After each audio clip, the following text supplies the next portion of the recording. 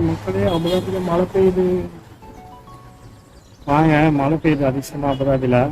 நான் உங்களுக்கு காட்டுறேன் எப்படி இருக்குன்னு. எங்கள் ஏரியாவில் எப்படி இருக்குன்னு காட்டுறேன்.